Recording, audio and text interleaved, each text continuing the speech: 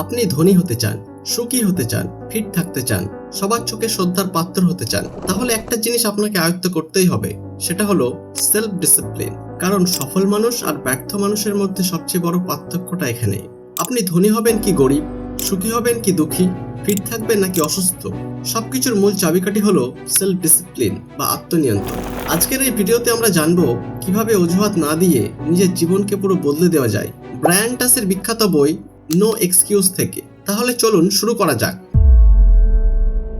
সফলতা আসলে সহজ, কিন্তু সহজ মানেই তো সহজ কাজ না, বরং কঠিন জিনিসগুলো নিয়মিতভাবে করা, এটাই সেলফ ডিসিপ্লিন। এই বইয়ের মাধ্যমে ব্রায়ান টাসি আমাদের বোঝাতে চেয়েছেন জীবনের প্রতিটি ক্ষেত্রে অর্থ, সম্পর্ক, স্বাস্থ্য, ক্যারিয়ার, আত্ম উন্নয়ন সবকিছুতেই সফলতার মূল চাবিকাঠি হলো সেলফ ডিসিপ্লিন। এটি এমন একটি বই যা তোমাকে শেখাবে কিভাবে একেবারে শূন্য থেকে ধনী হওয়া যায়, কিভাবে নিজের সময়কে সর্বোচ্চভাবে কাজে লাগানো যায় এবং কিভাবে প্রতিদিন নিজের লক্ষ্যের দিকে এগিয়ে যাওয়া যায় নো এক্সকিউজ বলে। ব্রায়ান টাসি একজন কানাডিয়ান আমেরিকান বক্তা, ব্যবসায়ী এবং মোটিভেশনাল রাইটার। তিনি ৮০টিরও বেশি বই লিখেছেন, যার মধ্যে ইট দ্যাট ফ্রগস গো এবং নো এক্সকিউজ পৃথিবী জুড়ে সবচেয়ে বেশি বিক্রি হওয়া বই।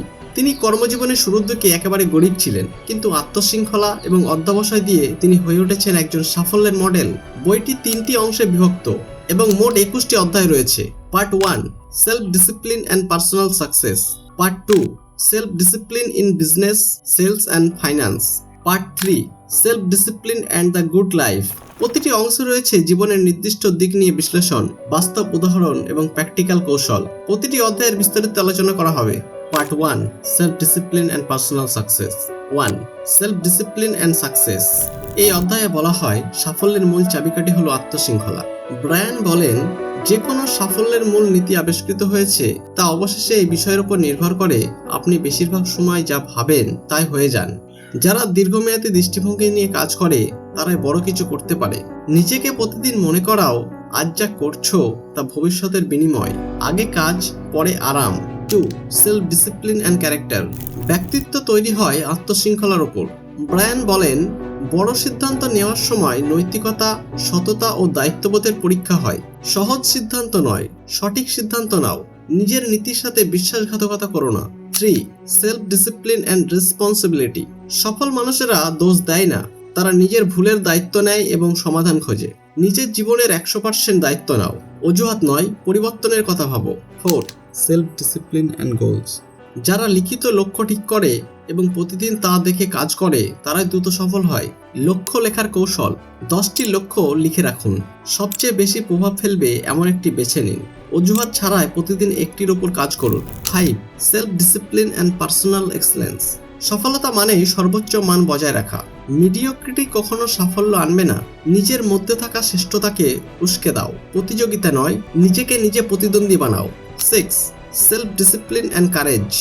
ভয় আমাদের থামিয়ে দেয়, কিন্তু ভয় জয় করার সবচেয়ে বড় অস্ত্র হলো আত্মশৃঙ্খলা। ভয় পেলেও কাজ করো, প্রস্তুতির মধ্যেই আত্মবিশ্বাস লুকিয়ে থাকে। Part 2, self discipline in business, sales and finance. 7, self discipline and work. সপ্তাহে 60 থেকে 70 ঘন্টা কাজ করা মানুষরাই গড়পড়তা থেকে এগিয়ে যায়। সফল মানুষদের অলস সময় নেই, সকালে উঠে কঠিন কাজ সেরে ফেলে। ডিস্ট্রাকশন কমাও, ফোকাস বাড়াও। 8, সেলফ ডিসিপ্লিন অ্যান্ড লিডারশিপ। নেতৃত্ব মানে শুধু হুকুম দেওয়া নয়, বরং অন্যদের আগে নিজেকে নিয়ন্ত্রণ করা। নেতৃত্ব মানে ভিশন তৈরি করা ও সেটার পিছনে এক্সাম্পল হওয়া। 9, সেলফ ডিসিপ্লিন অ্যান্ড বিজনেস। ব্যবসায়িক সাফল্য আসে নিয়মিত মূল্যায়ন ও শৃঙ্খলাবদ্ধ এক্সিকিউশন থেকে। মার্কেট অ্যানালাইজ, কস্ট কন্ট্রোল এবং এমপ্লয় লিডারশিপ শেখো। 10, self discipline and sales. Sales মানে শুধু পণ্য বিক্রি নয়, বিশ্বাস বিক্রি করা। প্রতিদিন এক্সট্রা ক্লায়েন্ট কল করো, রিজেকশন ফেয়ার দূর করো। 11, সেলফ ডিসিপ্লিন অ্যান্ড মানি। পয়সা আয় করা বড় কথা নয়, সেটিকে কিভাবে ব্যয় করছো সেটা আরো বড় কথা। 20% সেভ এবং ইনভেস্ট করো, বাজেট তৈরি করে চলো।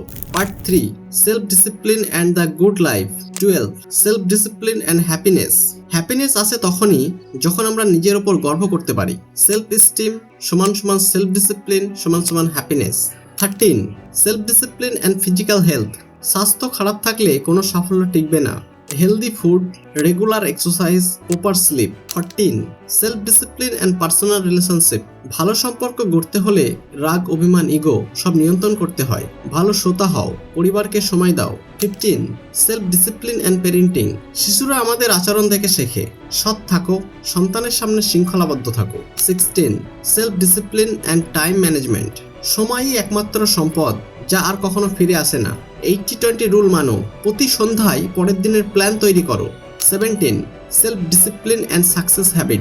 সাফল্য একদিনে আসে না, এটি অভ্যাসের যোগফল। বই পড়া, পরিকল্পনা, শরীরচর্চা, ধ্যান, ইতিবাচক কথা বলা। 18. Self discipline and persistence. হতাশ না হয়ে লেগে থাকার নামই সাফল্য। ফল 7 টাইমস, স্ট্যান্ড আপ 8। শতবার পড়ো, 8 বার উঠে দাঁড়াও। 19. Self discipline and hard work. দীর্ঘস্থায়ী কষ্ট না করলে বড় কোনো সফলতা আসে না। নীরবে কাজ করো, ফলাফল তোমার হয়ে কথা বলবে। 20. Self discipline and continuous learning.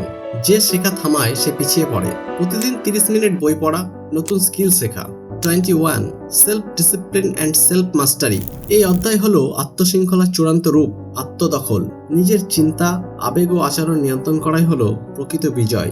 No excuse বইটি আমাদের শেখায় যে আমরা আমাদের জীবনের নায়ক হতে পারি যদি আমরা নিজের উপর কর্তৃত্ব নিতে পারি। আত্মশৃঙ্খলার চর্চা মানেই নিজের ভবিষ্যৎকে নিজের হাতে তুলে দেওয়া। তাই আজ থেকে প্রতিদিন একটা করে ভালো অভ্যাস গড়ো। সকালটা শুরু করো আত্মনিয়ন্ত্রণ দিয়ে। নিজেকে চ্যালেঞ্জ করো, নো এক্সকিউজ। আজ থেকে কোনো অজুহাত নয়। এই ভিডিওটি যদি তোমাকে নতুনভাবে ভাবতে শেখায় তাহলে একটা কাজ করো, এই ভিডিওটি বন্ধুদের সাথে শেয়ার করো। কমেন্টে লেখো তোমার আজকের প্রথম নো এক্সকিউজ অভ্যাস কি হবে। আর যদি এমন আরো জীবন বদলে দেওয়া কন্টেন্ট পেতে চাও তাহলে এখনই সাবস্ক্রাইব করো আমাদের চ্যানেল এক্সপ্লোর মিনময় 2.0। তোমার যাত্রা আজ থেকে শুরু হোক নো এক্সকিউজ বলে। আমি মিনময় তোমার পাশে আছি।